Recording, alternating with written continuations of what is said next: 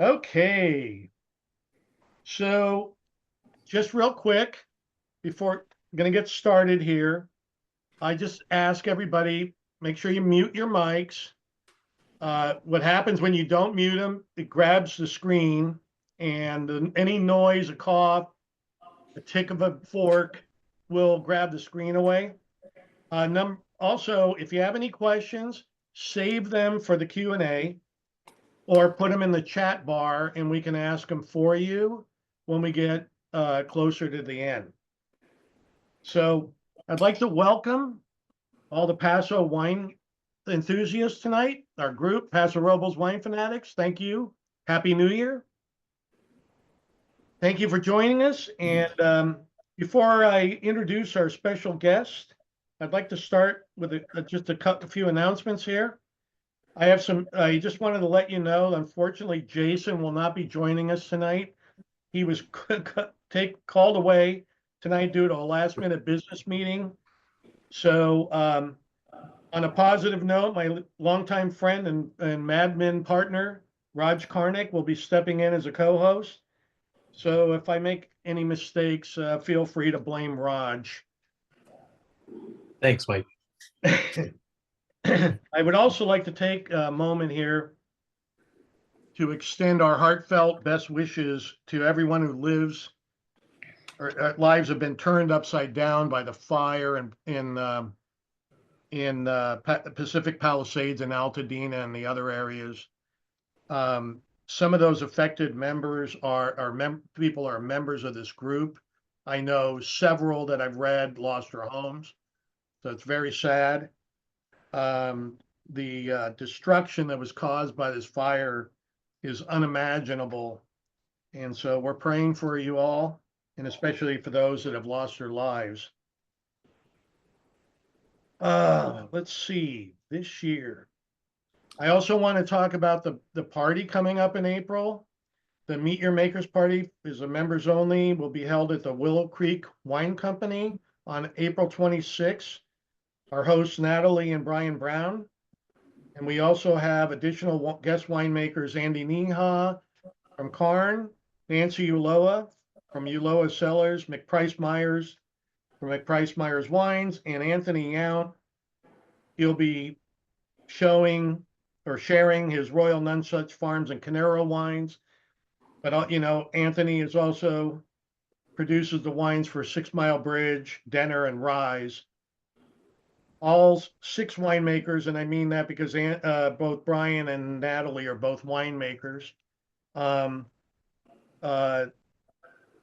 will be sharing their finest labels. So, and tickets are limited to the first 120 people.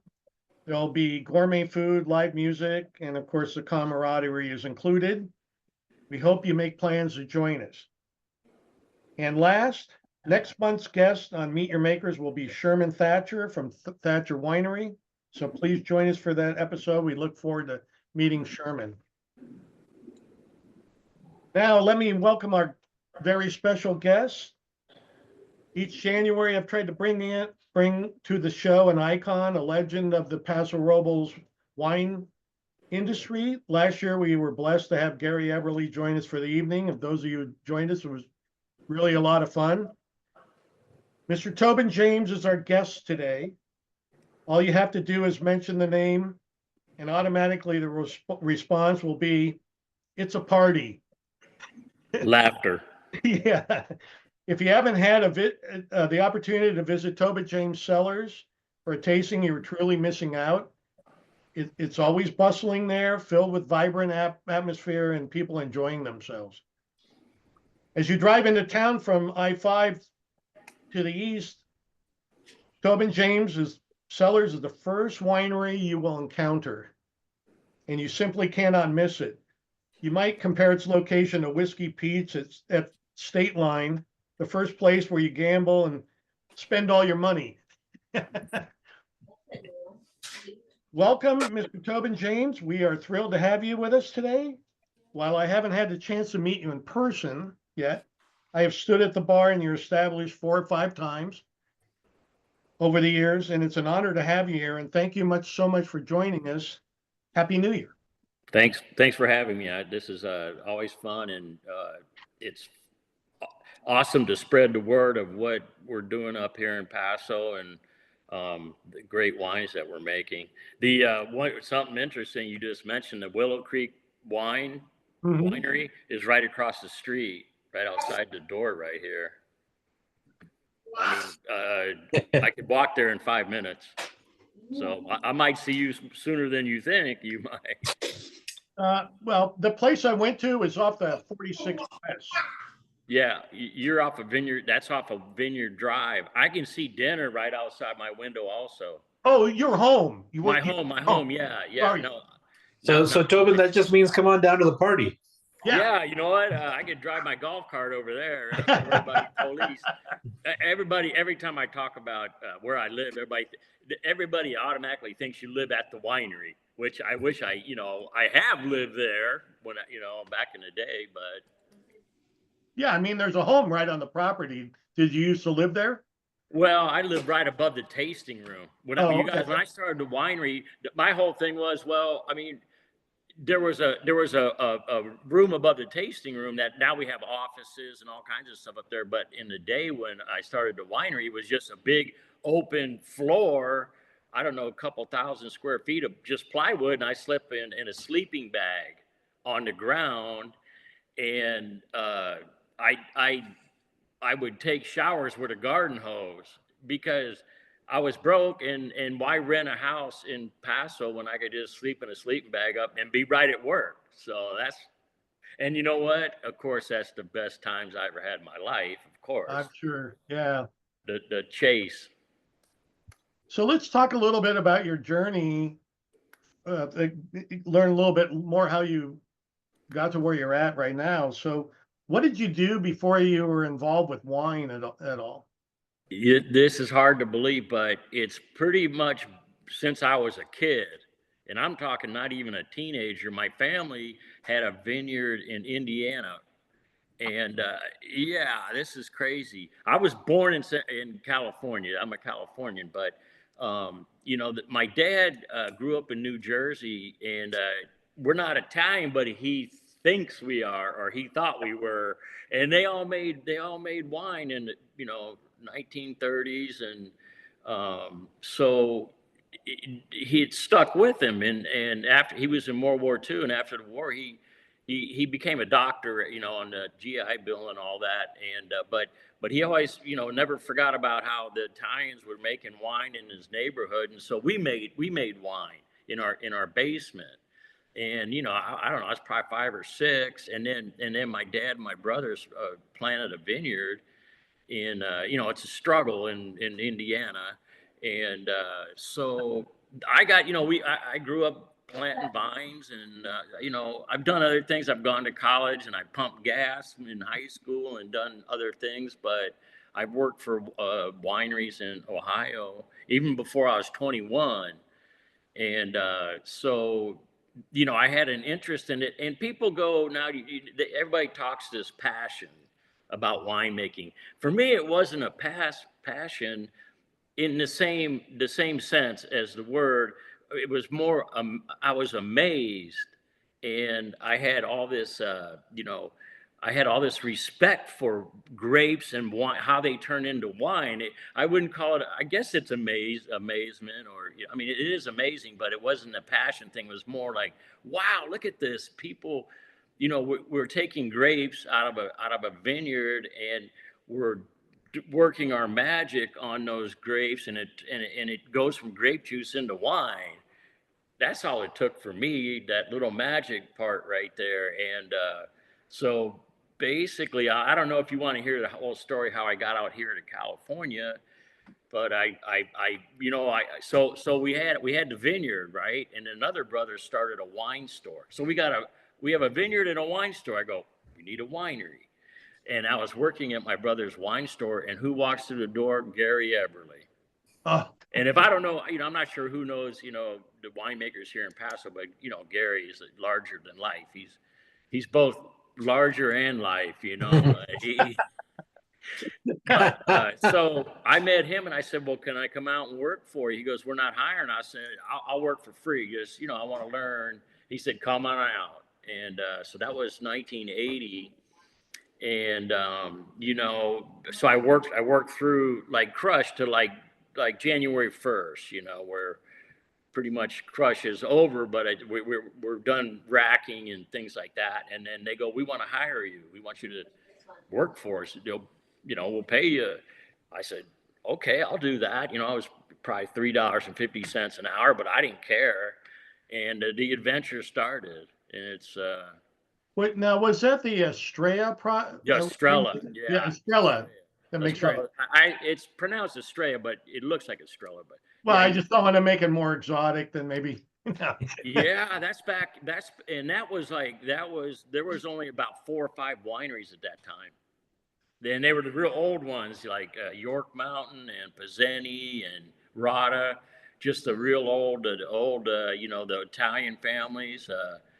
And so it was definitely the wild frontier back then. Nobody, and of course, nobody had heard of Paso Robles.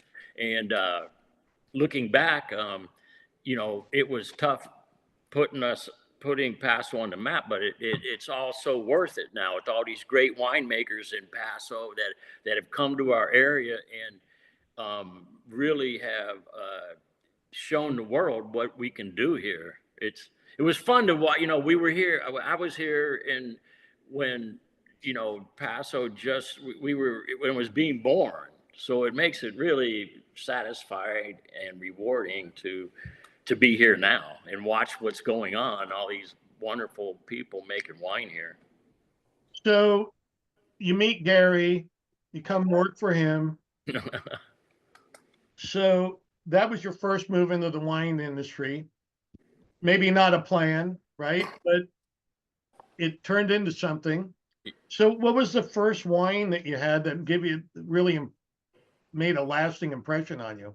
Mike, I'm so happy that you know about the Estrella winery, because I was there at the Estrella, and when I saw you had like that question on a sheet you had, and I go, I know exactly what it was. It was we made a Syrah at the Estrella, and nobody had ever heard of it. I don't remember the story exactly, but I think maybe Gary had snuck the vines into California or something, and he might have done, you know, I don't know what he did, but so we planted a bunch of Syrah, which is what Paso's almost known for. And but back then nobody heard of it. You still got to sell it. You can't just make wine and go, okay, everybody buy it. You know, you make it, they might not come to get it, you know. But so looking back again, it was heartbreaking at the time because nobody would buy it. And it had a unique flavor. It really had that people weren't used to, but now they are. I mean, I'm looking at a Syrah right next to me. I can't wait to drink it. But we ended up making a white Zinfandel out of like blush wine out of the Syrah that should never be made into a blush wine. It's got so much character when you ferment it with the skins and you get all that crazy flavor, you know. But that's what I remember, that being such a unique grape that nobody knew about, and now it's kind of taken over Paso. Syrah is probably my favorite wine and really anywhere. Yeah. Tobin, I think I speak for everyone. Don't look at the Syrah. Go ahead and drink some. Yeah. You know, it's got so much character. You know, if you took a room full of like wines are people, you know, and if you had a room of wines, the Syrah would stand out as a character. You know, he's just got a lot of character and fun, and he doesn't back down. No, I love it. I really do. And I kind of started off like a lot of people. My wife and I have been going up there since the early 2000s, and Zin was king, right? So they kind of got brought up on Zin.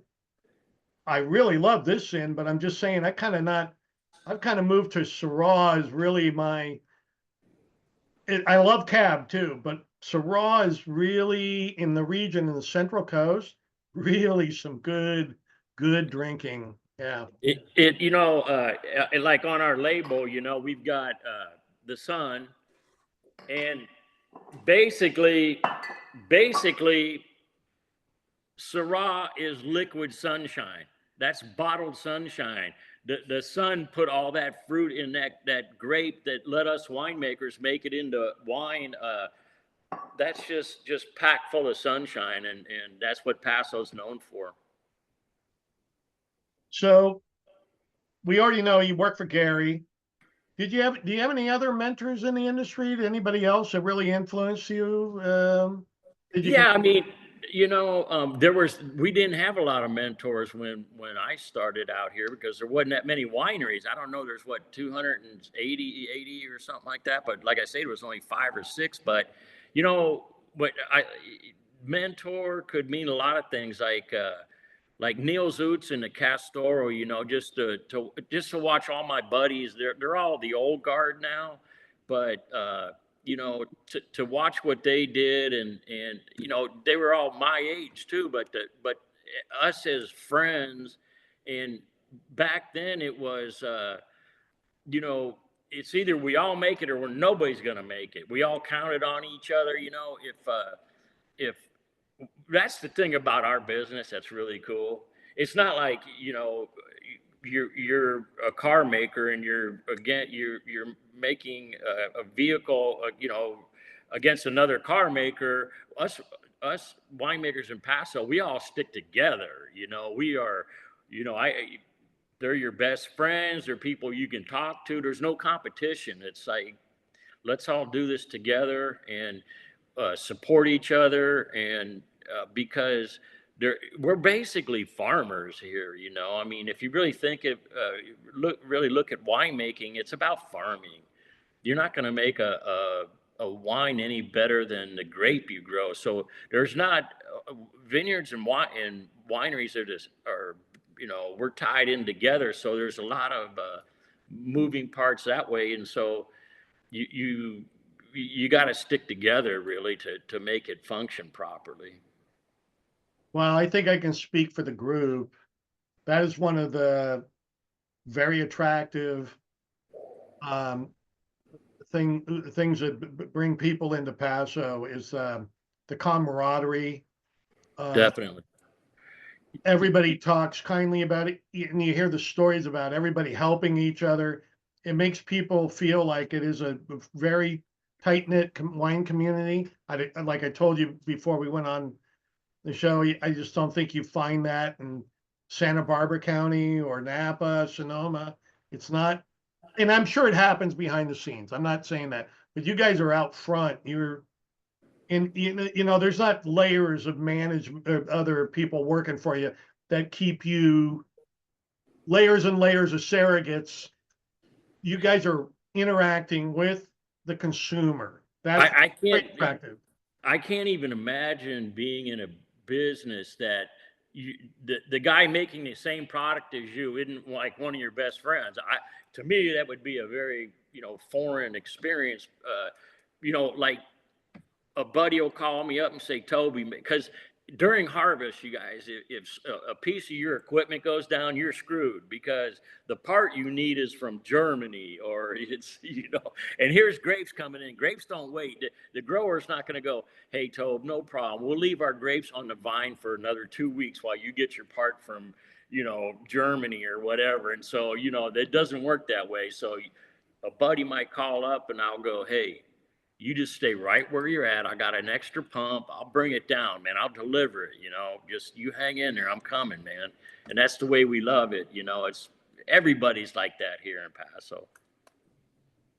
So one of the questions we have normally, but I'm going to flip this a little bit because of your experience in the business.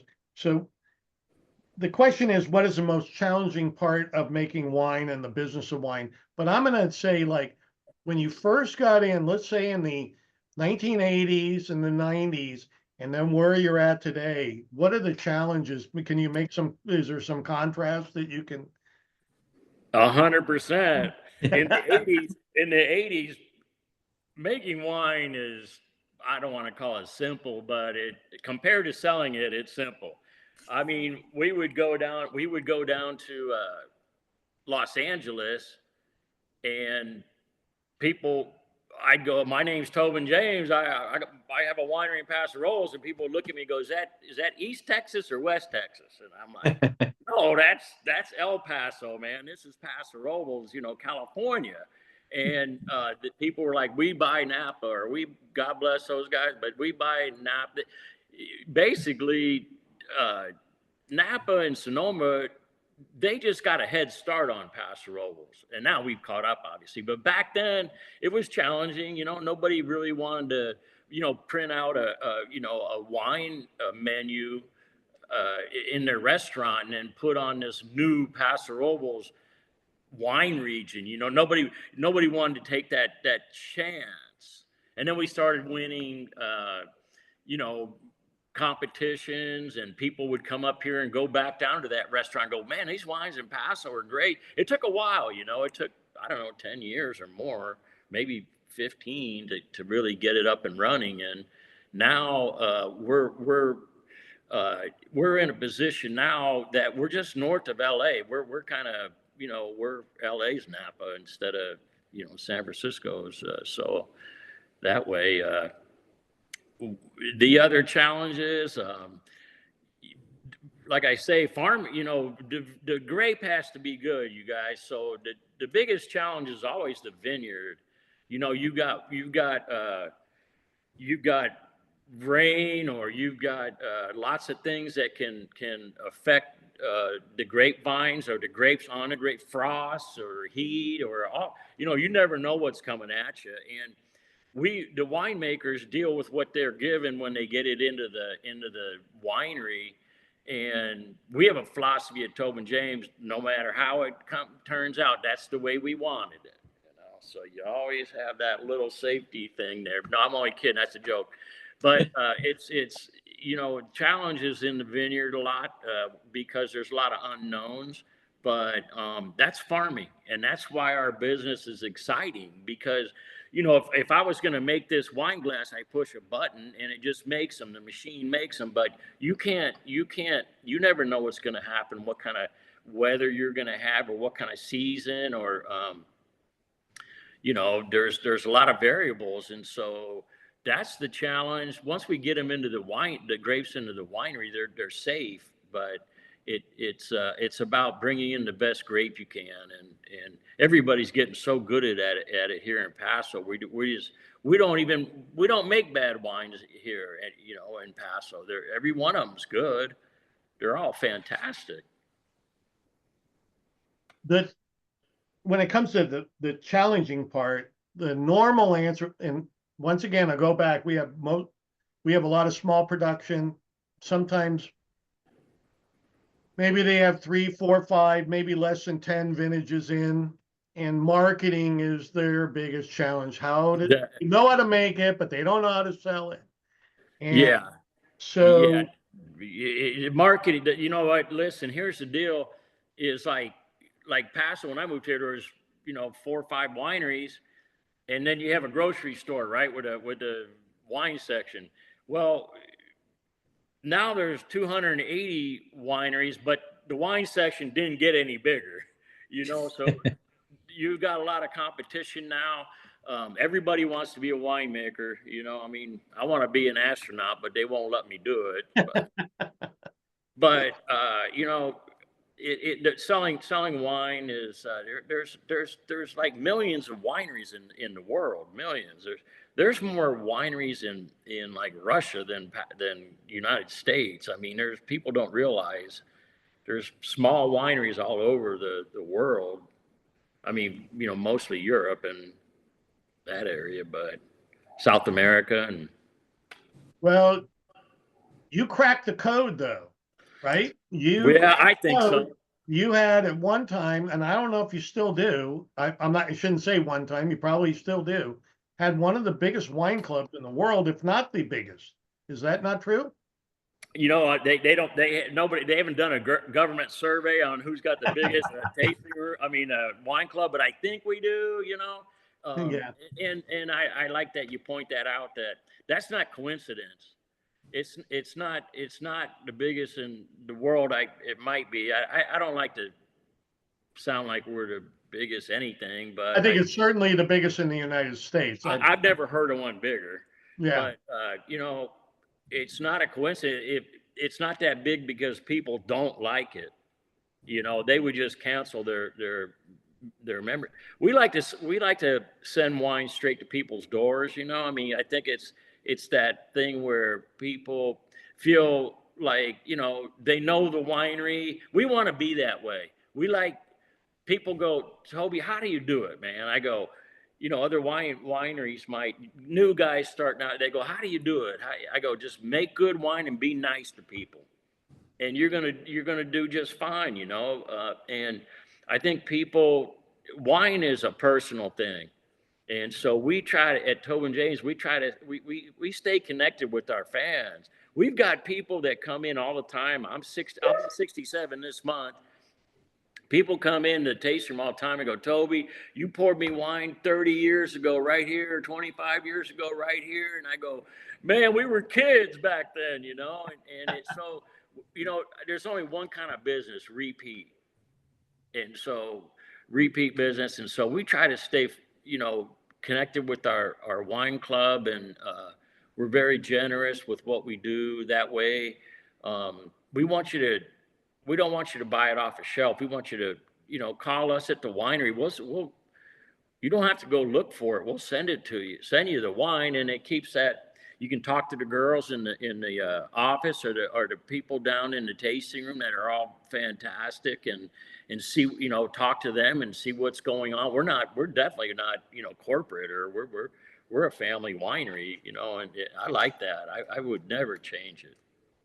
You know, Toby, to that point, like I think you were probably one of the very first Paso wineries we went to way back when, and it's just that kind of sold us. Like we went down, we tasted. I mean, you were there, like you signed bottles for us, like Oh wow, like and part of it was when we went back home and we're cracking open bottles. It's like, no, we met the guy, we hung out with him, like we had kind of that connection. It wasn't like, yeah, we went to that place and we bought it from the salesperson. Like, no, the guy that makes it, like that's the guy that we were hanging out with, like, and so that was one of the cool things. Yeah, you know what? You give me goosebumps, because you know what? I loved every second of meeting everybody that's come into our tasting room. I knew it would make an impact. That you know, it's not for show. It's to what I'm sitting here, you know, pouring you guys in the tasting room wines that we made 2 or 3 years earlier, that we counted on. We knew they were going to be good, and then you're smiling and having a good time and drinking the wines and buying some. So it's just a fantastic feeling. I spent a lot of time in our tasting room because I knew that people weren't really sure about wine, or weren't real confident in what their knowledge about wine was, and I just wanted them to know, like, hey, it's not like that. Let's sip some wine, and let me tell you how this is it's gonna taste good on your kitchen table with your family and your friends, and how it's gonna enhance your evening with whatever meal you're having. Well, it goes back to, I'll bore these people with the same one. I go, people buy from people they like, and that is a very likable person. So, well, the whole winery's like that. Everybody that works at the winery is. Oh no, you got fantastic employees there. Yeah. Yeah, and you know, they like it. They understand what we're doing. Everybody at Tobin James is a winemaker. You know, all my employees, they're all the winemaker, and so they get the mission, and it's easy because our wines are so good. It's like, yeah, you know, they don't have any problems recommending our wines because they're so good. And we've got Lance and Claire, my partners, and then overseeing the winemaking, and Dave and Adam and Jesse, that are the cellar winemakers, and they're dedicated to what they do, and they love doing it. Every time I go see them, they're smiling because they're putting some good juice in bottles, and we like to look at wine as they're people too. You know, I mean. Like that Syrah, when we get it in, the grapes come in, like the grapes will come to the winery, right? And they finally got picked. And I look at those bins of grapes and I go, we're your daddy now. We're family now. And, that's the way it ought to be when you're making wine. Is like, that's not just grape, or it's not just a liquid. It's somebody with personality, and every winemaker will tell you that we raise children like wines are our children, and if you do it right and you love them, they're going to turn out good, and they're going to treat you right when your customers, it works that way. It's magic. I'm telling you guys, it's magic, and we never look at wine like it's just a liquid. That's just Most of my interaction when I gone there is there was I think he was a British guy, and when you walked in the door right to the right, had some big guns on him, right? no, that's Gaetano, man. He's Italian. He's Is Sicilian. he's Italian, that's right. Okay. He's He's our still rock there? star. Yeah, Is he he's still there? Yeah. Of course. I've got employees that have been, most of them have been with us for 20, 25 years. You believe that? Wow. Yeah, that's good. That's And, yeah. like when you come into Tobin James, we make great wines. If the wine doesn't taste good, we don't bottle it. You're never going to see it. If something happens, and it doesn't turn out the way our standards. And so when you get into our tasting room, you're going to love the wine, and it's easy for our people to let you experience them and have a good time doing it. We're all about having a good time, especially when we were younger. It was like, we're the party guys. We didn't we didn't read the handbook on being a winery owner. We go, hey, we're going to have fun. I mean, some wineries can be a little serious, that I don't believe that's what Americans want.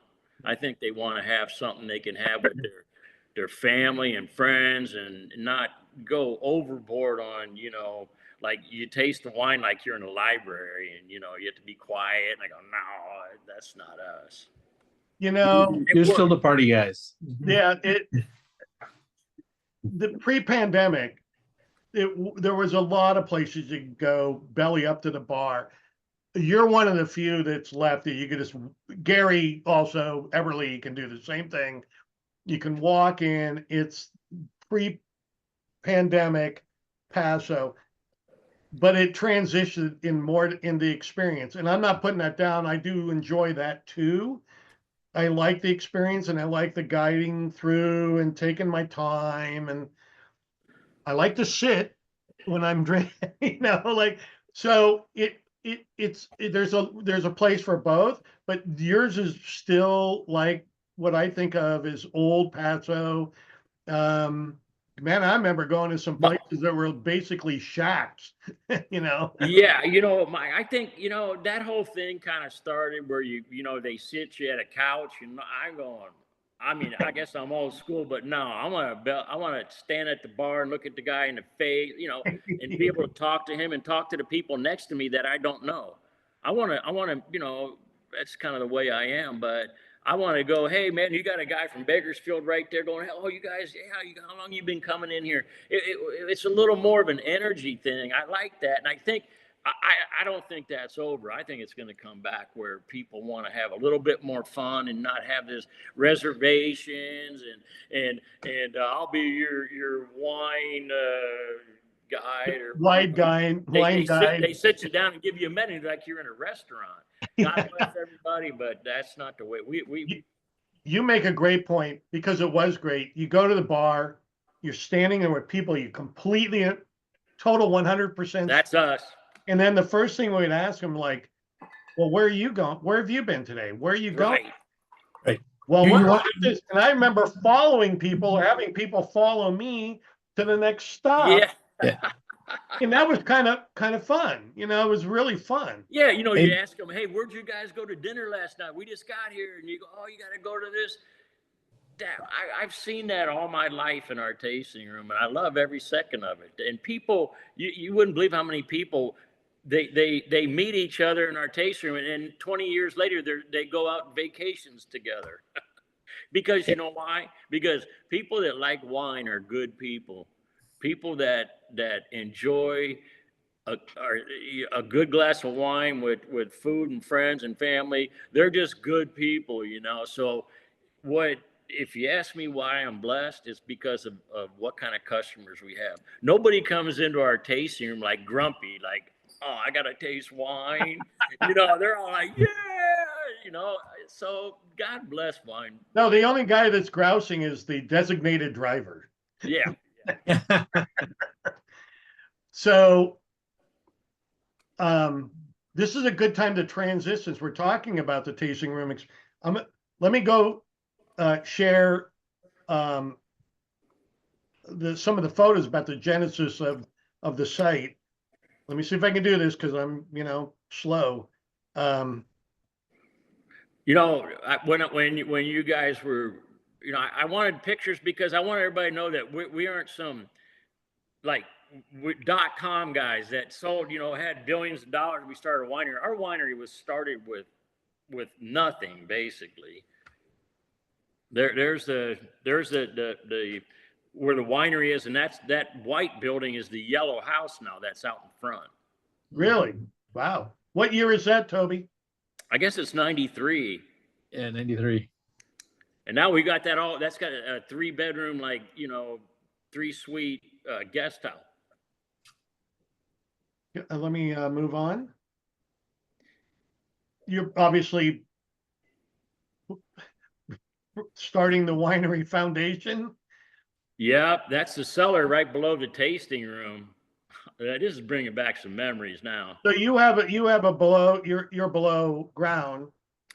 Well, I mean, when you come in the tasting room, that's below. What we used to have all our barrels down below. Oh, gotcha. Okay. But now we're so big that now that's like a special event. Yeah, I was about to say, do you now that you see this picture, do you wish that you had gone down a little deeper? Yeah, you know, heck yeah, you know what? You never plan for, you know, I mean, you try to plan for the future, but I have so many memories what you're looking at right there because we were smaller, you know, we at one time we were just making there's a classic view right there. Man, and what it's turned into since then. Yeah. Wow. Well, I can tell by the vintage of the truck that we're talking. That's my old dually right there. But you guys, what's interesting, you know, back then we were broke and we barely got any of this bill. We didn't have any, you know, we didn't have any backup money. I didn't have some other business. You guys know the whole story about how Tobin James started? You went to Vegas, bet it on black? I wish that was, you know, I was a drug dealer, you know. No, I was at Eberly Winery, assistant winemaker there, and a guy, a vineyard manager, drove up to the winery and goes, "Hey, man, I got 6 tons of grapes. See what it's turned into now from the beginning. It's all success, you know."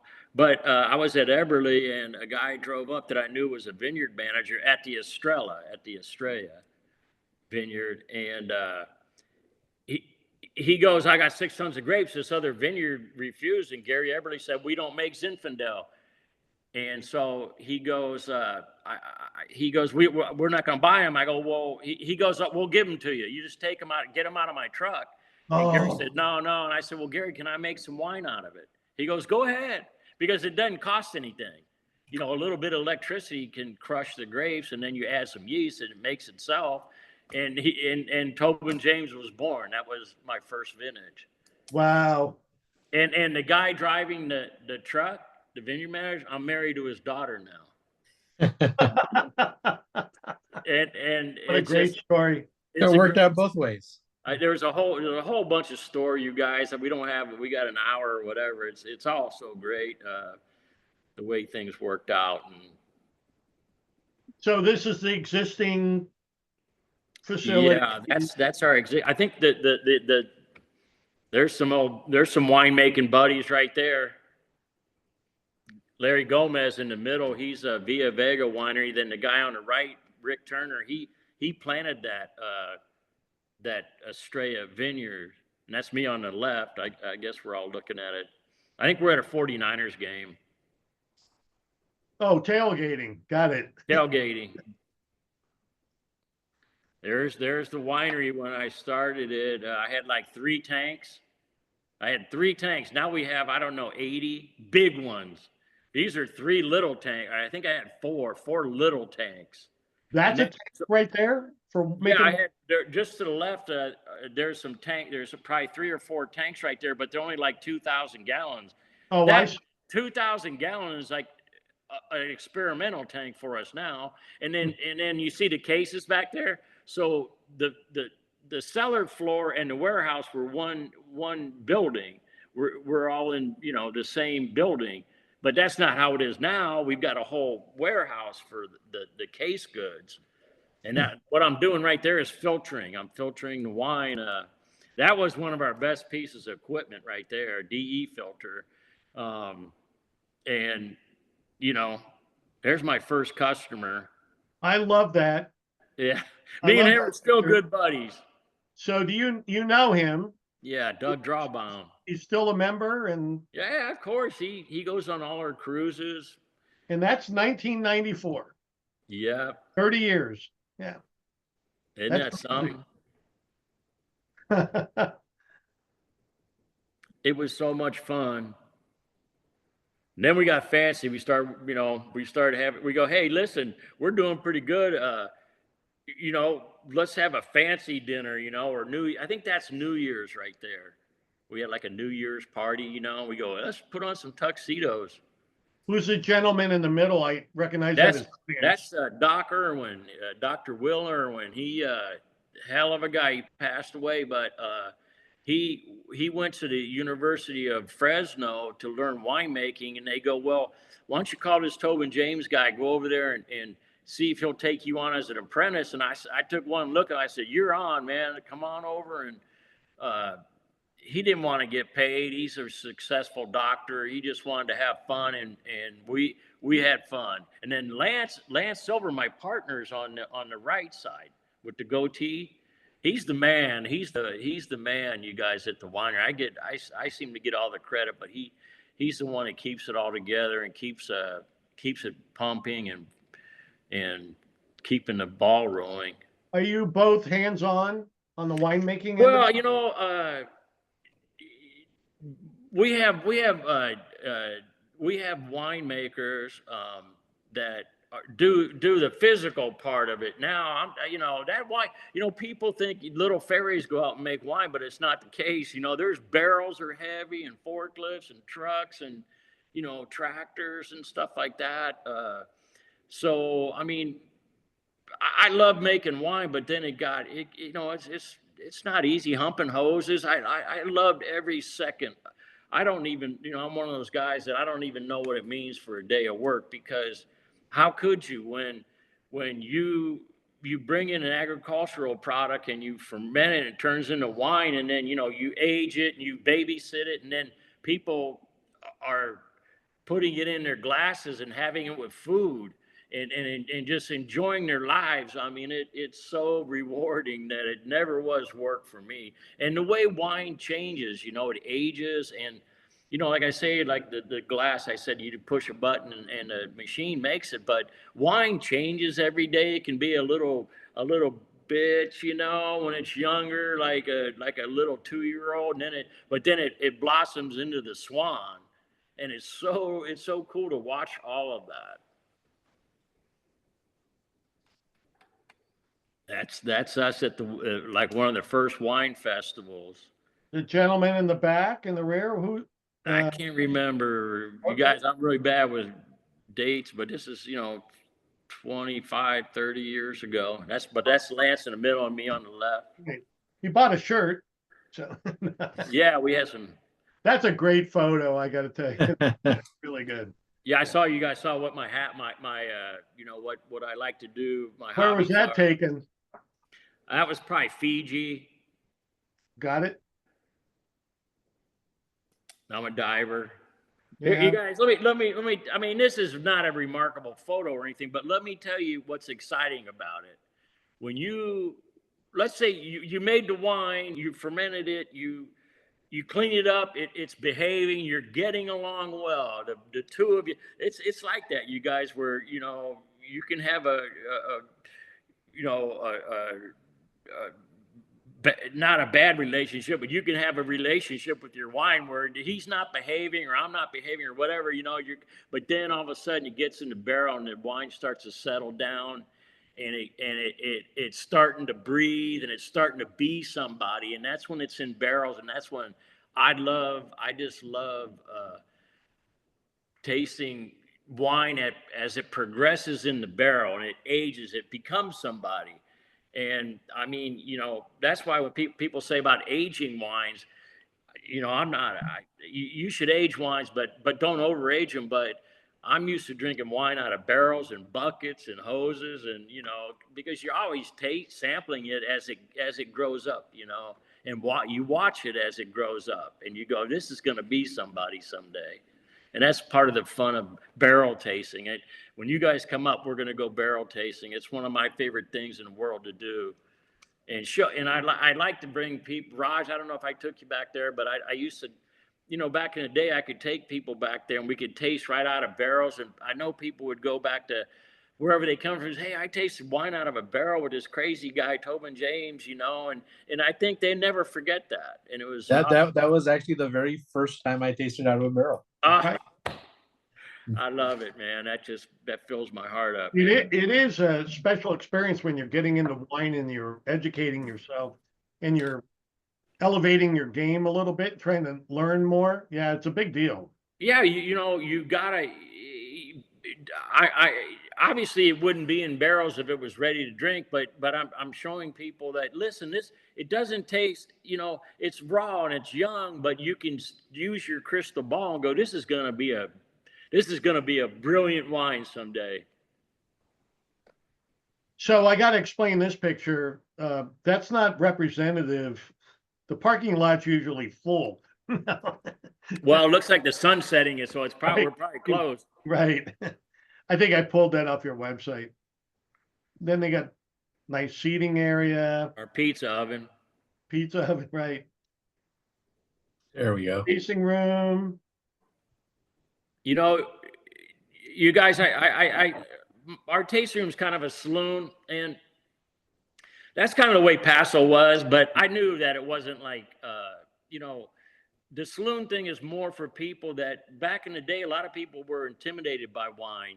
They go, oh, I don't know anything about wine. You know, I go, listen, man, you don't have to, you know, let's just chill out and have fun and learn together. And so I wanted it comfortable. I wanted it like, you know, it's probably because I like saloons myself and I always feel comfortable in them. But, you know, that's why. And like I was telling you earlier, we've had millions of people through our tasting room. At one time on TripAdvisor, we were the #1 thing to do in the county of San Luis Obispo, the whole county. We're talking Hearst Castle and all kinds of stuff. So I think it worked. And tell us about the main bar, though. That isn't it. That's the circle bar in the middle. But the main bar, that's the one made by Brunswick. Yeah, that you know, what happened was when you guys, I don't know if I told you this, but I was Brunswick. You mean the pool table manufacturer? Yeah, the same guys. It says it right on the bar, Brunswick. But I saw it was in a barn a buddy had, you know, a buddy of mine had it in a barn. It was covered. I go, what is that? Because it's real long, you know, it's got a tarp on it. And I go, what is that? He goes, it's a bar. I have this bar. And I bought it from him and we built the winery around the bar. It's engineered around the bar. If you look at the bar, the ceiling height and all that is all because of that bar. And that's actually the hardest space to get into when you walk into the winery. Yeah, I mean, you know, there's a lot of energy. We at Tobin James, we like the energy thing and people having fun, and it worked, and we're going to keep doing it. So this is your wife on the left? Yeah, Ermi, my wife, Ermi, the guy, and Lance and his wife, Claire. We're a hell of a team. and Ermie's dad was the one that brought me the grapes, those grapes, you know, that he couldn't get rid of. So it's a great story. That's my son, Michael James, on the left. Is he involved in the business? He's not. My son, Justin James, is in our tasting room, and he's another rock star. He's up there with Gaetano. I mean, they were raised at the winery since they were 3. Justin was there at 3 years old, so he understands. You know, you got to understand our business, and it's you have to understand how to present wines to people. And he grew up since 3 years old, so he's the man, Justin. And I've got 2 daughters, and then Michael James there. They're both in Michael and Justin are in Japan, up in Sapporo, snowboarding right now. Wow. So I think okay. And there you are. Don't show pictures of me, man. Might lose. You know what? We can't stop the aging process, can we? I understand. I had one where I was like 18 or 17 in a basket press up in Cleveland when I made wine up there. I was also the founding winemaker at Peachy Canyon. Oh, wow. I don't know if you guys knew that or not. No, I did not. No. And I made a wine that was best in the Wine Spectator, was the best 100 in the best 100 in the world. In their Christmas issue, you guys, you know that one, the Wine Spectator. And Yeah. that just launched Peachy Canyon up into the stratosphere. It was wild. So, what do you find to be the most exciting part of winemaking? This might be a little bit redundant, but like, what is your favorite part of it? Well, definitely fermentation. You know, I mean, that's when I told you those grapes show up and we have a man to man, go, hey, listen, you behave and I'll behave, and we're gonna kick some butt here, and I'm gonna make you grapes into wine, and and then you watch it turn into, you watch it morph into from grape juice into wine. And I mean, my simple way of saying that doesn't, if I had more elegant way of talking, I could just tell you the magic of that with the smells and the winery. And you might have your Chardonnay fermenting and you can smell that lemony melon thing, that pineapple, and then you got your Syrah over there where it's the blueberry, leathery blueberry thing going down, and it's so exciting. And the exciting part of winemaking is that you've got about 3 months that it's really, a lot of action going on. What was the question again? I get carried away, but no, I bet what you find most exciting about making wine. that's the most exciting part. And then you've already explained it. Raj has explained it, that then I'm in the tasting room and I'm going, taste this. We made it 3 years ago because you can't make a wine and pour it that day. You got to age it and baby it and clean it up and get it into a bottle, and then to see somebody that really enjoys your what you made, what you put your 3-4 years of worrying, and are people going to like it? I go, I like it, but I don't know if everybody else is. But the excitement of it is breathtaking. I can't even describe it, man. So it appears, how much of, you have 71 acres. Do you label anything as state wine or? No, we had our private stash is a state grown, but just like a lot of people don't understand is that there's not a single winery I shouldn't say a single, but very few wineries have just their estate grown, because where I'm at right now and the ocean is like 10 miles away, but I can't grow the same plants around my houses as you would over at the ocean, So what that means is that, you can't own dirt everywhere, but the Pinot Noir is going to grow in a cooler climate than where Right. we're at, So you go in, a lot of wineries might have a vineyard and they sell part of their grapes and then buy grapes from some Monterey or somewhere else, So we've all learned, it hasn't been that long that Paso, California's been making wine where exactly what grows in that area. Now we know, but not 40, 50 years ago. It was all being found out or sorted out on what grows best where. And so now everybody kind of knows now. And, so that's what makes it exciting as far as you go to where the best grapes are. You can't grow. Avocados don't grow in Paso Robles, but 10 miles away they do, down by Cayucas at the ocean, So your first vintage was back in 92, 93, right? 87. Oh, 87. What you started off with Zin, yeah. But what else? What other did you add anything to it then? Yeah, where'd you branch out to? Did I add anything to it, you guys? Well, I mean, what we other? started with Right. Zinfandel. Now we make 30 or 40 different wines. You know what? And it's my fault. And me and Lance, we go, hey, listen, this guy just came up with some Nebbiolo or something nobody heard of. I go, let's make some wine out of it, because it's exciting to see how that ferments and what it's gonna be. And we're all excited. Then we look at each other, we go, oh no, now we got to sell it. We forgot about that part.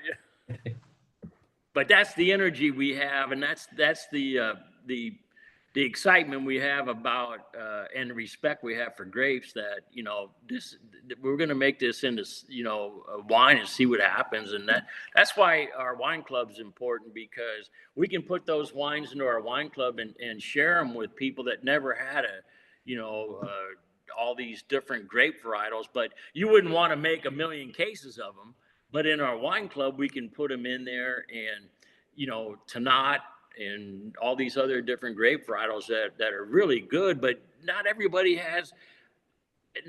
can go out and find these wines. They don't have that much time, or they're not that involved. They just want a good glass of wine. It's fun to show them a new varietal, but we couldn't stop making them. And the thing, one thing, Mike, that's interesting is like Zinfandel.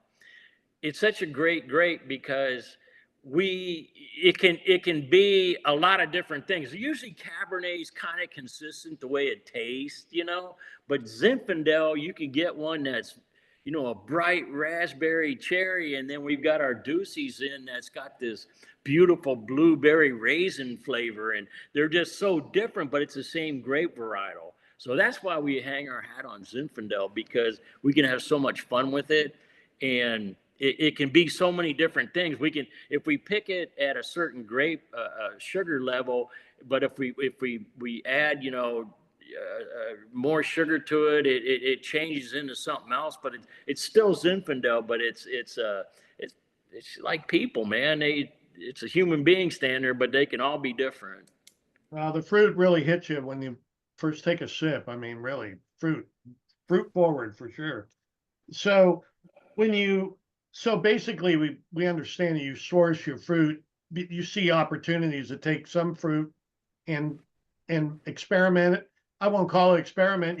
Guys know what you're doing. So you just turn it to wine. Go ahead. I would say they're kind of grape nerds. Like they see a new grape, yeah. I want to play with that. That's exactly it. If the farmer, the grapes come in good, we can only make it worse. You can't make a wine better, but you can make it worse. But we're good babysitters and we take care of it. But it all comes down to being fascinated about what we're doing. And it's hard to turn down grapes if somebody says they have something new. And it's, but we got to remember, we got to sell that too. You can't give it away to your friends. Right. So let's ask a couple interesting questions. So what do you like to do in your free time? You know what? Everybody will tell you I'm a traveler. I've been around the world a bunch of times, and The other thing is I've got family and grandkids and all that, but basically traveling, I knew from a young man that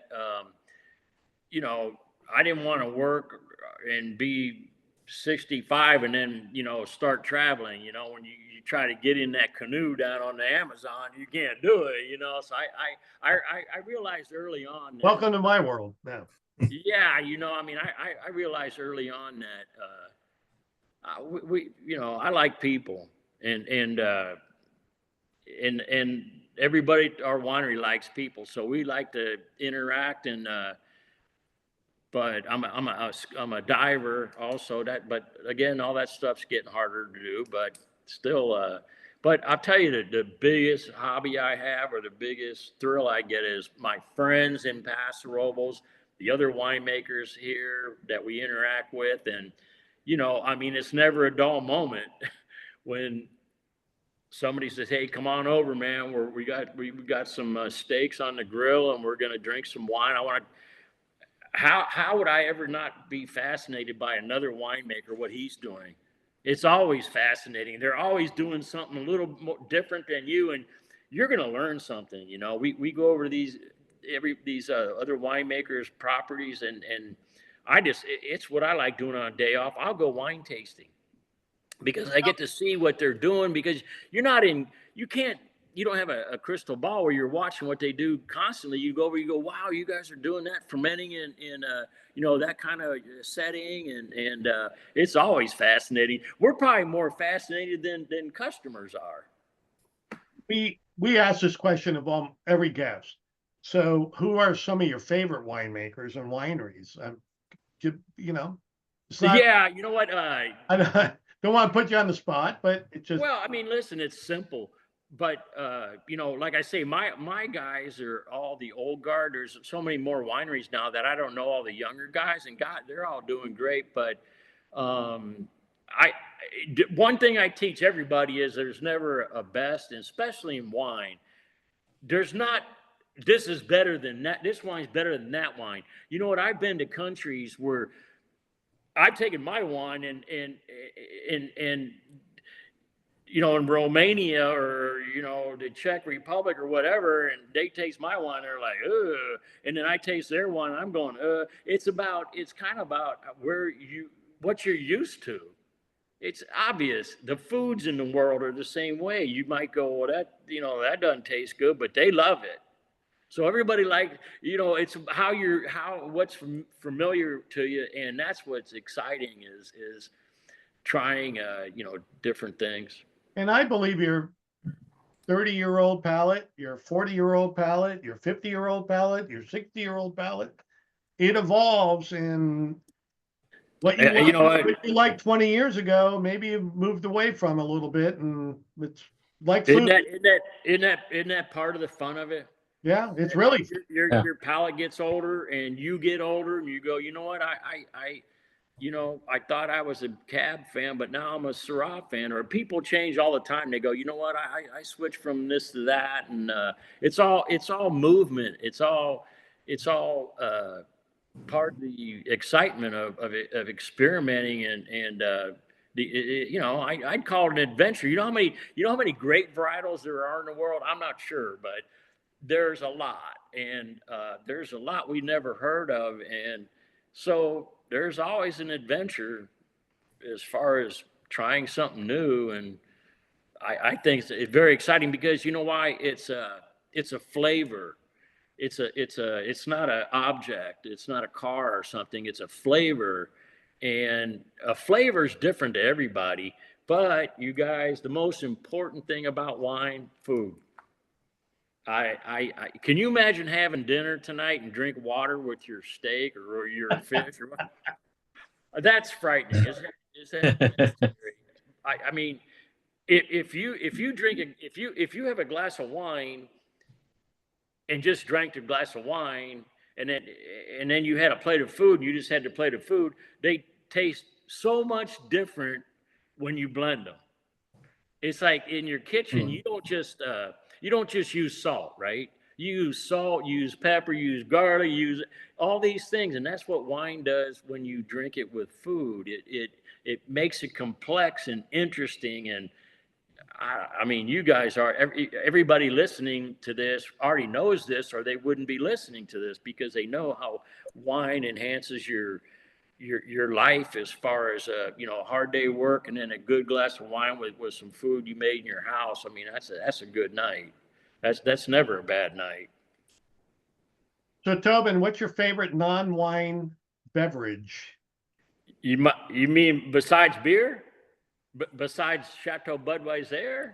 Chateau Budweiser. You guys listen, man. Winemakers are notorious beer drinkers. Yeah. Because a mailman doesn't take a long walk on his day off. I mean, it's true. The path to a great wine is littered with beer bottles and pizza boxes and country music, man. So, but a good winemaker, he should have a beer bottle somewhere.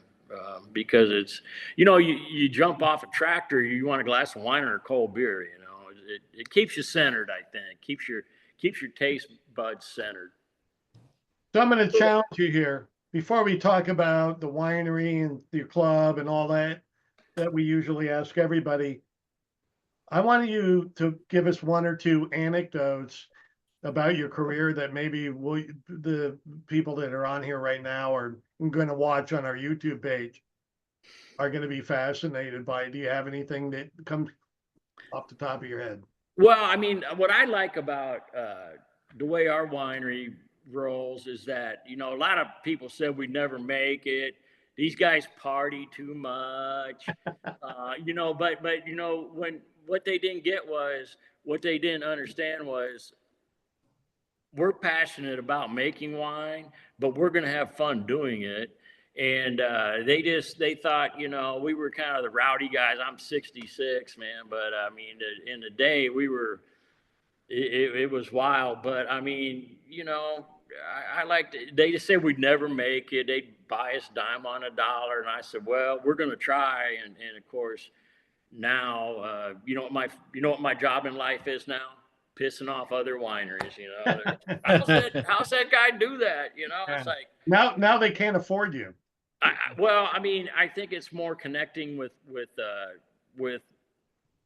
American people and connecting with the fun and not getting overboard on the technicalities about wine. Not everybody wants to study it and read books about it. They just want to enjoy it and they want to know something about it. And I think that's where Tobin James Cellars we did great is making it fun and accessible and letting people know that you don't have to be a genius about I hate that word wine snob, but we're not into that at all. It should be for everybody. Do you think that your experience with Gary and his mentor, he always talks about Robert Mondavi, about hospitality, that some of that obviously rubbed off on you? Well, I mean, kind of a little bit. The mentor thing with Gary, listen, we kind of made wine differently. I mean, he's one of my best friends, obviously. I just talked to him. He's watching the Penn State game because he played football for Penn State, so he's not watching my thing. But he would just make Chardonnay and Cabernet. I go, Gary, there's all these other grape varietals out there, and but it doesn't even matter. But we make our wines different. I think Tobin James, we like to pick our grapes a little bit riper. So they have a little bit more, structure to them. It's like a banana, it's like, it's green, yellow, brown. Right. We get it kind of in between yellow and brown where it's got that flavor, man. And that's a pretty good way to describe it, I think. That's a great description. Yeah. We like to have you get a glass full of, when you get Tobin James, you're getting a glass full of grape juice. you know, that has a lot of character to it. And heck, why not? You know, I don't see anything wrong with that. So before we go to Q&A, what do you want to tell us about your current lineup, and tell us what you're super excited about right now? Well, I mean, listen, you guys, with our lineup, after 37 vintages, I mean, we're really good winemakers, and there's never any new surprises. Every year is a little different because, you know, you can't make the same wine twice. It's impossible. You got your grapevine's always a year older. So how are you going to make the same wine you just made last year, or the weather, or the heat, or the rain, or it's nerve wracking, but it's exciting that you're getting a new grape every time. And so we try to make we stick with our same vineyards so that we have consistency for our wine buyers, the people that buy our wine. So they're not, it's a whole total different wine every year. Like the Zinfandel. I've made wine from Ducey Vineyards for 40 years. And so we're consistent that way. And we're always, we're just going to keep making wines the way we're doing it. And it's not disappointing anybody. I was just going to read a comment that I saw in the chat from M. I hope I don't butcher the name, M. Highs. The UPS guy asked me one time why people were running out of their houses to meet him when he was delivering Tobin James. People get excited on delivery day, plus a prize in the box. That's awesome. You guys, I'm going to tell you a true story. A lot of things I tell you aren't true, but this one's true. But you guys, this UPS guy comes into the tasting room. We have, besides Southern California, we have like the Valley, like Bakersfield and Fresno, and all those guys over there are just the most fantastic customers ever. And so he's a UPS driver over there, and he's telling me a story. He's the driver, and this person comes. He doesn't know what's inside the box, but he delivers one to everybody on the street. Now think about that. How would the same box go to everybody on the street? And he goes, somebody met him at the door, and he goes, "What's in here?" He goes, "That's the Tobin James Wine Club." And the fascinating thing is, like, one guy bought it on the neighborhood, and then he went next door and talked the other guy into buying it. We're like a virus, man. It just went all it just went all over the whole neighborhood, You're viral. I get it. Because those guys are so friendly over there. They have they have neighbors over for barbecues, and that's our, we have a company policy. We don't advertise. If we can't do it with our wines and our employees that are so wonderful, that treat everybody so great, we're not going to take a full page ad out and that's cheating. To us, that's cheating. We'd rather do it with our personalities and our wines and the real deal. We're the real deal. What percentage do you do of retailing? Well, I mean, retail is, when you say retail is our tasting room where we sell it, No, directly. that's D2C, but right. So yeah, I mean, you mean wholesale. Oh, all right. So I'm thinking, I don't like using the word big box, but yeah, that's you are in Total Wine and yeah, we're in some Costco's, we're in Albertsons, we're all over the country. Our wines are all over the country. But I tell everybody, a lot of people go, well, where do we find your wines in San Diego? I go, hey, just call the winery. We pay for shipping, so the price of the wine is the same delivered to your door, right outside your door. It's the world has turned that way. Good man. Is that the Chardonnay? Yeah, it's I love that wine. That label is iconic. When you go down an aisle at any store, though, You know Mike, immediately. It's a one of a kind because you it's guys, you know been what? the same color. You probably have you probably have it all copyrighted, but Yeah, you know what? I wanted a wine. I can go into a store that sells wine, and there's, I don't know, hundreds and hundreds of thousand wines, and my eye will stop right on my label. You know what? You know what's funny? You guys, you want to know when I knew I was successful? This is a long time ago. One day I'm driving down the road, and on the side of the road there's a Tobin James, empty wine box, and I go, "We've made it. We're roadside trash, man. We've made it to the top." yeah, That's funny. that's really funny. Our logo is kind of famous. Our sticker, So, okay. Well, why don't we do this? Rod, you have any questions? I think the only one I got is Toby, you've been around a while. You're one of the originals. For better or for worse, what are your thoughts on Paso today versus way back when you got started? Roger, thank you for this question, because I had more fun when I was broke. When I was sleeping in the sleeping bag above the tasting room and taking a shower with the garden hose. I really liked Paso then. But now I get to see both, where Paso's on the world stage of making fantastic wines and all these great winemakers here. So I've got to see both.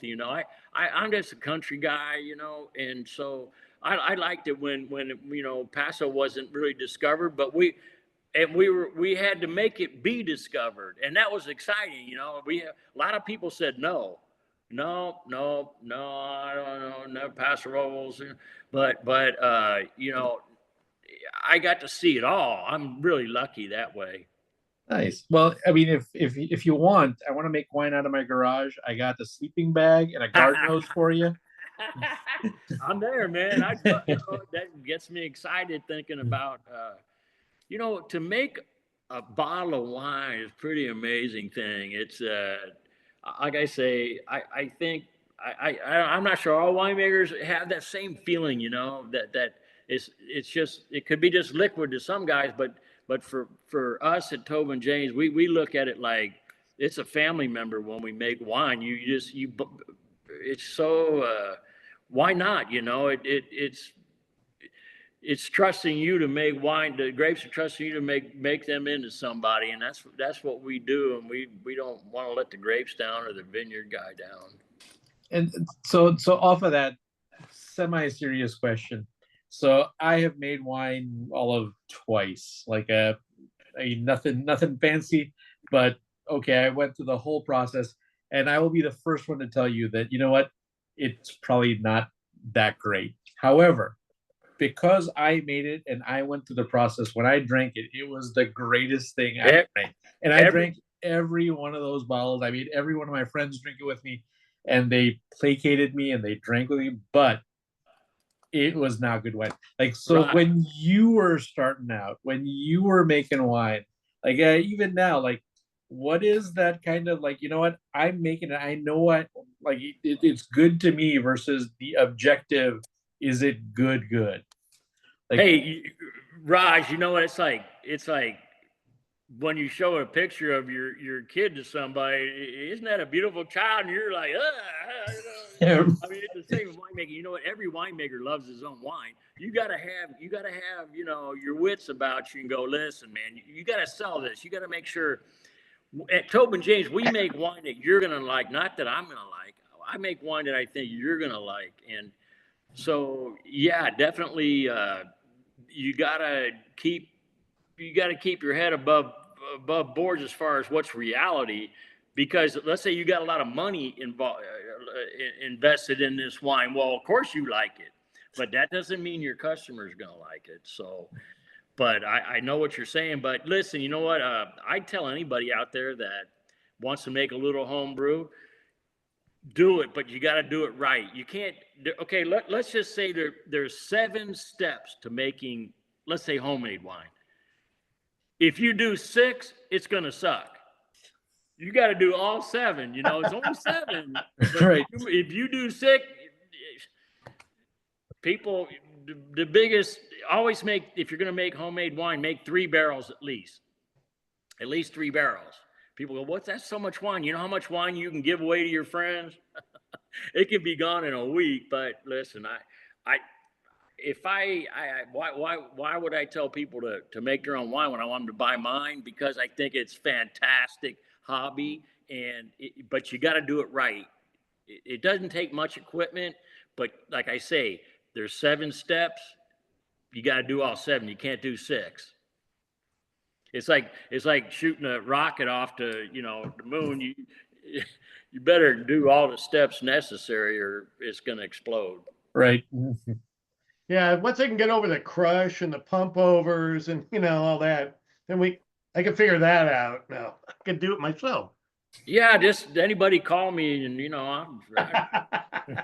I'd love to help out home winemakers, because basically that's what I did. Because I didn't have any money, I just had all this winemaking. I didn't have like fancy computerized equipment, but I wouldn't do it over. Fantastic.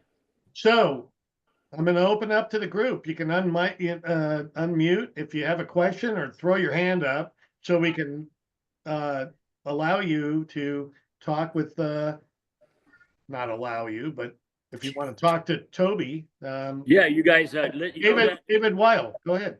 Thanks. Listen, I'm one of those wine snobs that you talked about earlier. I doubt it. I've even had my hand slapped on this group for bad mouthing some of your neighbors over the last couple of years. We know you, but I've been a member of the Tobin James Wine Club since I was trying to figure out, I think probably 1996. Wow. And I've known Lance and Claire since then, and Lance and Claire have become friends over those years. And I've got a wonderful wine cellar with a lot of snobby wine in there.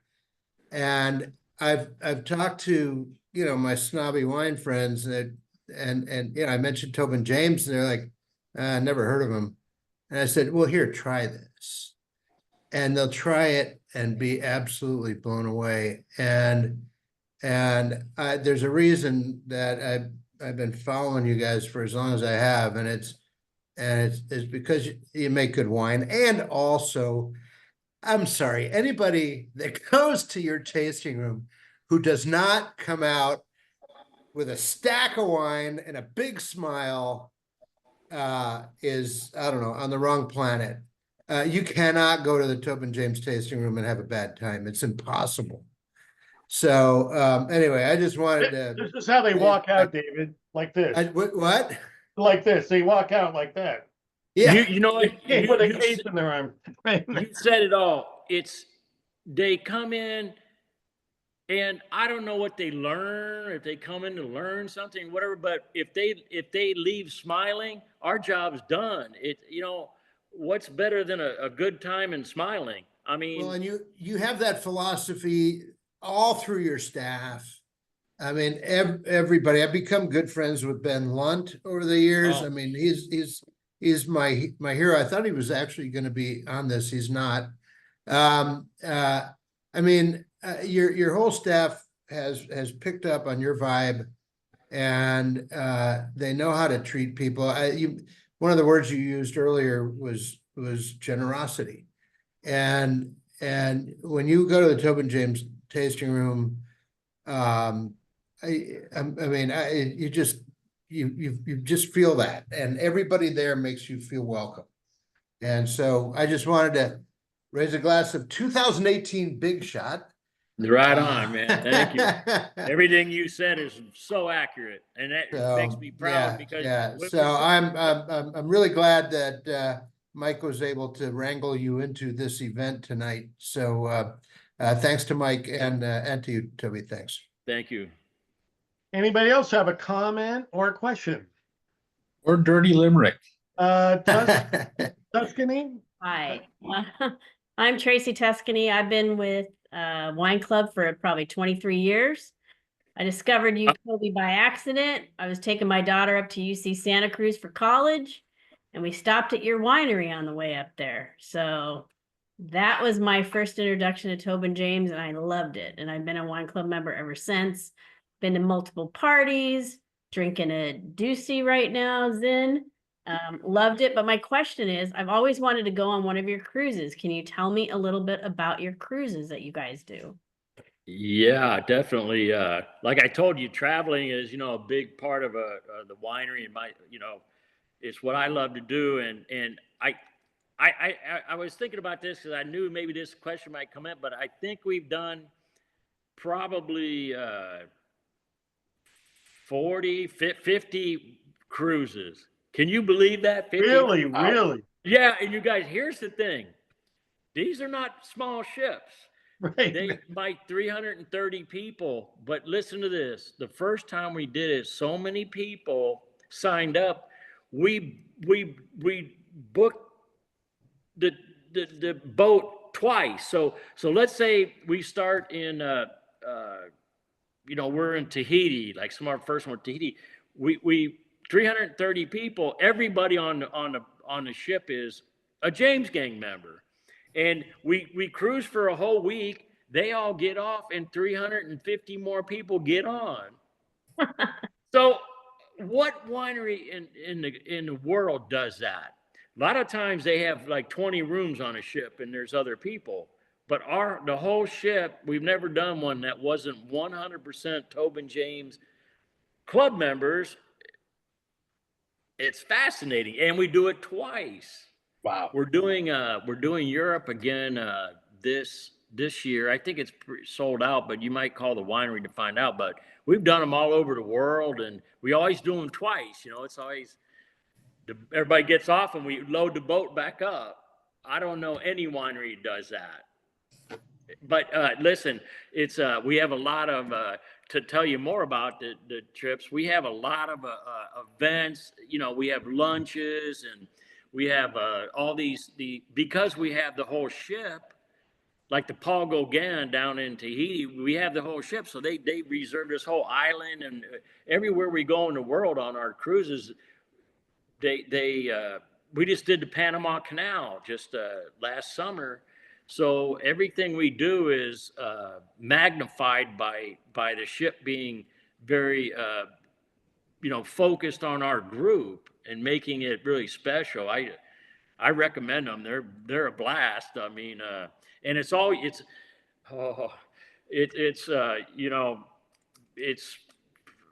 I hate the word all you can drink, but there's no charge. It's whatever wine you want. You can have all you want.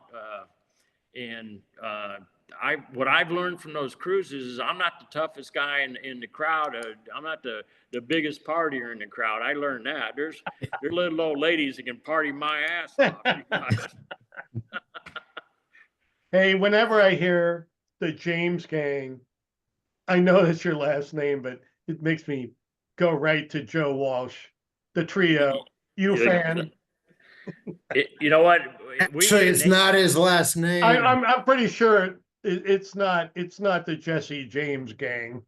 Well, I got a daughter named Jesse James, but I'm not related. Oh, that's nice. Yeah, cool. You guys, but the thing is, Tobin James, but people would go, go see the gang at Tobin James. Well, that just turned into the James Gang. Nice. Okay. We didn't do it. It kind of everybody else did it. You're the James Gang. Okay, we'll go with that, and I don't mind it because we do things our way. We do things a little bit. We can be naughty, The naughty thing's not beyond us at all. But you and I are fairly close in age. That's where the music part comes in. But for great, man, I love it. Yeah. Anybody else have a question? Comment? Joe. I just wanted to trump David and say we're doing a 15 Zin, a James Gang Reserve Zin. Did you just open that? We just we opened it at the beginning. Mike, if you want to compete, I've got a 3-liter over here of 2002 private It is not a stash. competition. That's How- our how's oldest, I that think. holding That up? was the oldest from our trip. That's almost 10 years old. It's probably holding up pretty good, right? It is. It's drinking very, very nice. God, I wish I could taste that, man. That- You know what? Listen, you know what? If people go, "What's my favorite wine?" I always hate to say, you know what? When people go, "What's your favorite wine?" I go, "Whatever we have most of in the warehouse." You know, that's my standard. But that James Game Reserve Zin's got everything I love in a wine. Just that beautiful raspberry. You know, just you don't even need food with that wine. Just so it takes care of business. Yeah, it's wonderful. It's drinking very, very nice. I wish I Right, could say so- that we would save some for you, but we just finished the bottle. It's empty. Yeah, you know what? We need to make those. So nobody else has got a, I bet nobody else has got a Oh, you 3-liter. got the big one. No. Wow. No. Private stash. Yeah. And Yeah. and we did get to meet Jesse on our tasting. It was literally, and I wrote the whole thing, but just quick, it was approaching 105, 108 degrees in August of 2020. I think it was right 2020. after things opened up with COVID. All the tasting tables were outside. All the wineries were shutting down early. The gentleman who was pouring for us, Jesse, they stayed with us. They poured. And like Mike said, we walked out with Like, a case in our arms. I mean, service was phenomenal. We had Thank you, such thank a you. fun experience there. Thank you. Those were challenging times, man. They were. Yeah. You got. So- You know what, Tobin James? We get 1,000 people. You're shoulder to shoulder at the bars, and now the government's saying, "Well, you got to be 6 feet away from that guy and this guy." It's like, Yeah. oh man. Kind of Yeah, no, crazy. it was one of our best tasting experiences. And under those conditions, it was phenomenal. I remember doing a couple of those. Joe Tinker. Yeah, I got a quick question. I have a 2012 Liquid Love. When should Liquid I Love. drink that? Oh yeah. Is that open? That's still Not closed? yet. I don't know. Should I open it now or when should I open it? Like I said earlier, you know, we were tasting out of barrels. I'm used to drinking wine out of buckets and, you know, young, but listen, that will age as well as that's probably one of our best aging wines because it's got a higher alcohol but you know what I tell people? Drink it and then buy some more, you know, I mean, you know, but listen, when you open that, it's not a big bottle. Make sure you got some chocolate or some dessert or something. And I wouldn't wait much longer. I mean, it'll age for a long time. You guys, I tell people wine's like a pyramid, you know, you're going up, you're aging and it's going up and going up, but then it starts coming down on the other side, but it's still good coming down. But it's maybe you slow. should've It's drank a it on slow the- decline. Right. Yeah, I mean, maybe you should have drank it on the other side of the pinnacle. You know, I don't know. It comes down to, you know, now you got to know your wine, or now you have to, you know, think about your wine and go, you know what, I've got a case of this wine now. I don't want to overage it. So it comes down to, you know, that's part of your fun. That's part of your job is to figure out when to drink it. You know, one of the tricks You're is- no help. and one of the questions we always ask, now that you brought that up, is what are your pro tips for presenting wine for yourself and your friends? What tips do you have when you open a bottle of wine and you plan to open some wine? What do you think is the best approach? Well, I mean, Mike, you know, it comes down to what kind of party is it? If you're having an organized wine party where, you guys have, you know, kind of a tasting thing, or if you're having a backyard barbecue and everybody's bringing some wines, well, then it's free for all. Pop and pour. Yeah, I mean, hopefully, you know, you get some people in coming in and, you know, they might just take our James Game Reserve Zinfandel and pour it into a beer mug and slam it, and it hurts your feelings a little bit. But listen, they're having fun. But you know, you want them to sit there and you want them to think about it a little bit. Go, wait, did you taste the raspberry in that, or did you, you know, do you taste the oak or the nuances of it? You know, do you taste that Ducey, the dirt of the Ducey vineyard in there? You know, you want people to do that, but you know, you have to be careful. You know, you don't want to. You want people to enjoy themselves, but listen, every sip of this Ducey Zinfandel in front of me, I'm gonna treasure, it's and I'm really gonna good. go. Listen, this is exciting stuff. I can imagine this with a certain braised short ribs or something. You know, always think, you guys, when you taste a wine, think about what food it'll go with. I've got look what I've got, you guys. I got the Chardonnay, and I've got some crab claws. I'm gonna have with. I have to tell you, Tobin, I've had some Zinfandels that kind of been backing up, but I was really impressed with that. I haven't had your wine in a while, be honest. And that really struck me that I love the fruit forward. It was really fruit forward. Because I've backed off of Zin because nothing ever really caught my attention. But when I opened that up, and I let it bottle breathe for maybe 2 hours, and then I poured it in glass. The fruit just came right out of it, and I'm impressed. Mike, I tell you what, if anybody likes pasta, Zinfandel is your wine. I mean, it's a pasta wine. Just has it's a right miracle. here, right here. Yeah, good man. I think Zinfandel with pasta, with tomato sauce and cheeses and all the stuff that go. I mean, there. Like I said earlier, if you just drink a glass of wine, that's one thing. It's great, but if you match it with a food that maybe a recipe your grandma passed down to your mom, and then she passed it on. You know, I mean. And it tastes good, and you're smiling, you're happy, and you're with your family. How does it get any better than that? You know, I mean, I think that the people talk about wine, but man, you got to put the food in there. I'm bad at that. of- I'm really bad at it. I have a friend, a very good friend. He only likes to drink wine with food. I judge a bottle of wine by sitting down with it. Listen, there's nothing wrong with that either. I mean, All right, I'm just saying. I do it all the time. I do enjoy it paired with food, but I'm just saying, I find the true love in sitting with a bottle of wine I really like without food. You guys are connecting, huh? Right. Toby, of your stuff, what's the most unusual pairing that you've come across? You know what? One time I used to do winemaker events, winemaker dinners, and I would match the Cabernet with a piece of chocolate. And I mean, if you guys have never done that, try it. Oh my God, that's amazing.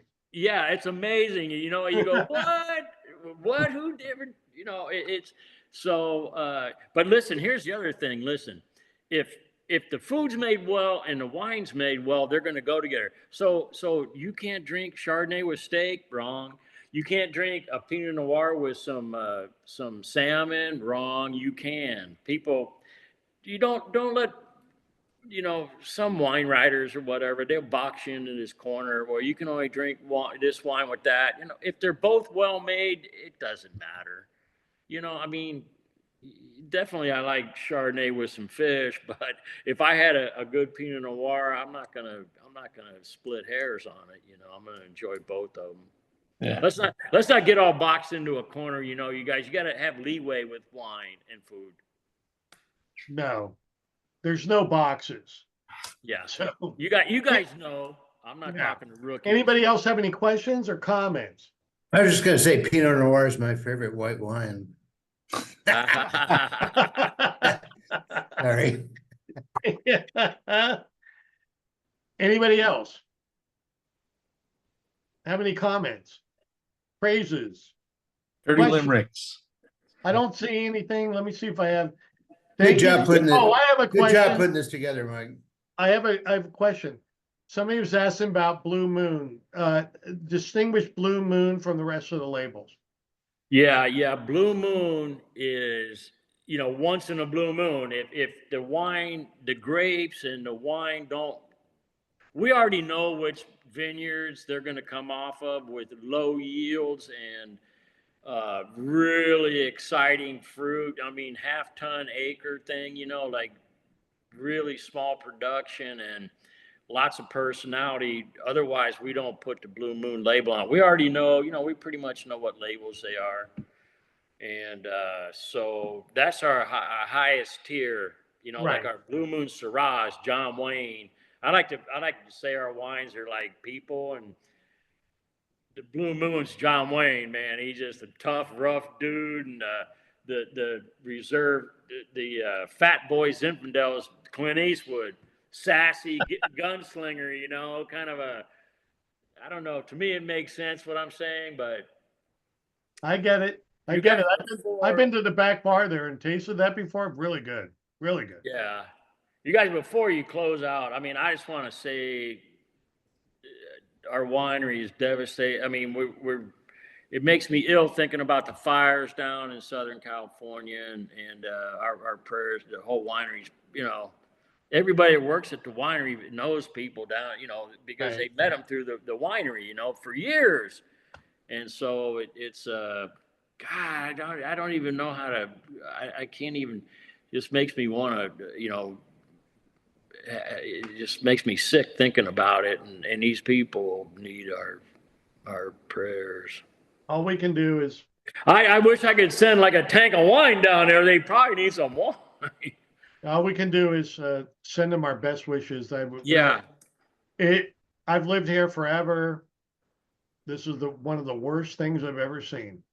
And outside the Paradise Fire, which killed a lot of people, but was monumental.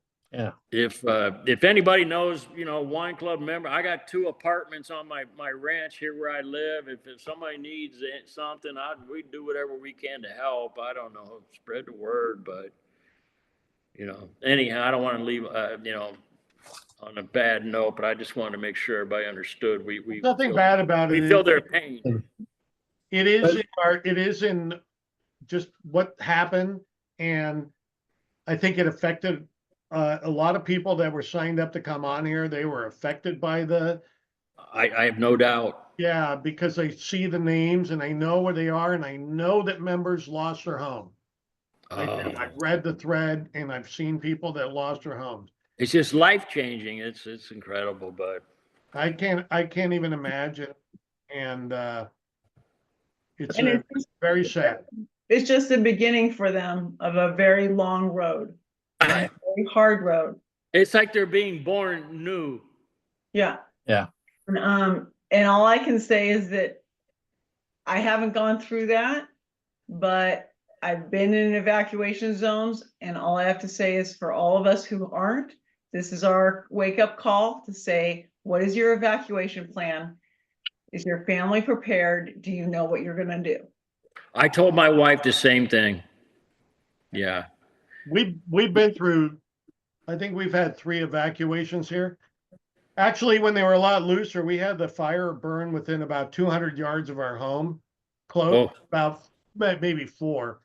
But when I walked out the door at 1 o'clock, we said, "Gotta get the hell out of here." The heat and the smoke was intense, and you go, "Yeah, I think you're right." I was just trying to get some shut eye, like that was in 2007. So, Nick, are you in Trabuco? Is that where you are? yeah, we had a bad fire here in 2007 that burned right up against we're Trabuco Canyon, but called Portola. Yeah. Okay. Bad fire here, it burned right up against the park across the street from where we were. Yeah. And we saw it on the news, the people who had to abandon their cars.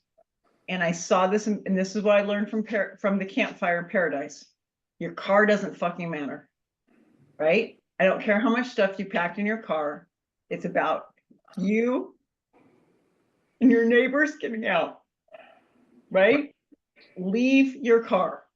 Leave everything. leave everything, get yourself out and get your. grab what few artifacts you can get, and then. But I'll tell you what, one thing you got to learn, and I've learned this over because we have these events here all the time. Keep gas in your car, keep your Tesla full of power so you can bolt out. Oh. And unfortunately, I think in this incident, people weren't really prepared and they left cars with empty gas tanks and empty battery. And that's what I'm reading. I don't know if it's completely true. So anyways, it is devastating. And you're right, Laura, it's going to be years to bring that community back. Long haul. Hate to end it up on such a high note. I got one thing that maybe kind of bring it back. Like Toby, like I'm interested of the stuff that you've been tasting and trying, and knowing that you are a grape nerd. What kind of excites you right now, grape wise or method wise, that you would love to try out and experiment with?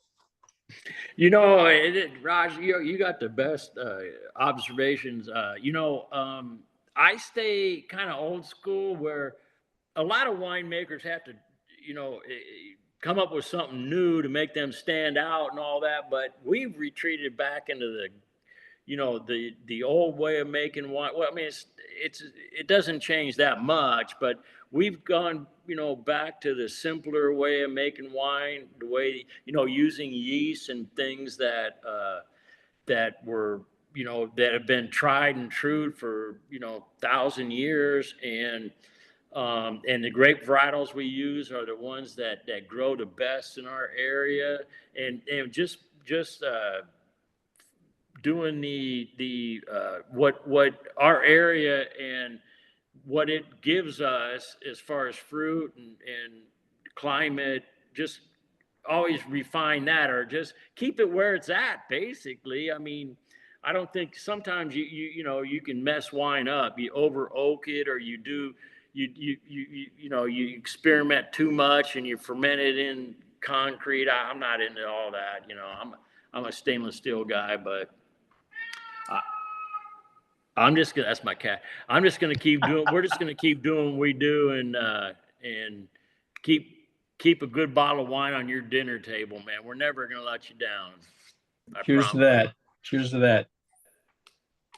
Anybody else have anything? I just wanted to wave goodbye, Toby. I'll see you next time we're up there. I can't wait to see you guys. Looking forward to seeing it. I'd Okay, like to see you guys. great job tonight, everybody. Hey, Okay, Tobin, you've been a fantastic guest, Thanks. extremely interesting. And You know why, Mike? Because I like making wine. I like people. Everybody at the winery, we all like making wine. We like when you visit. We like when you enjoy what we do. So thank you. Thank you. We appreciate your coming on here, and I really like bringing on people that have a long history in Paso, because you guys have so many great stories, and I know why people want to buy your wine, because your passion and you love people. That's really the connection there. Great wine, great passion, great personalities, all of it works, and that's why you're so successful. Thanks, Mike. We also want to give our hat to Claire and Lance and your wife and your son and everybody else that's involved in Gaetano. And we want to, appreciate them too. And thank you so much for coming on. I was really happy when you agreed to come on the show. So I love it, talking about what we do. I can't always talk, you can't always be on, a show like this, and I really appreciate the adventure of it. Thank you. Well, I appreciate that. This is less an amateur presentation, but anyways, I appreciate it. And invite me back. We will. Absolutely. Absolutely, we'll have you back. So, anybody else have anything? Otherwise, we'll go, and if anybody wants to hang out for a little post show or what do they call it, after show, that's fine. But thank you very much, Tobin. My pleasure. Thank you. Thank Thank you. you. Yeah. I want to know where Patrick and Laura are. So they're in a different location or a different screen. So No, they moved from a room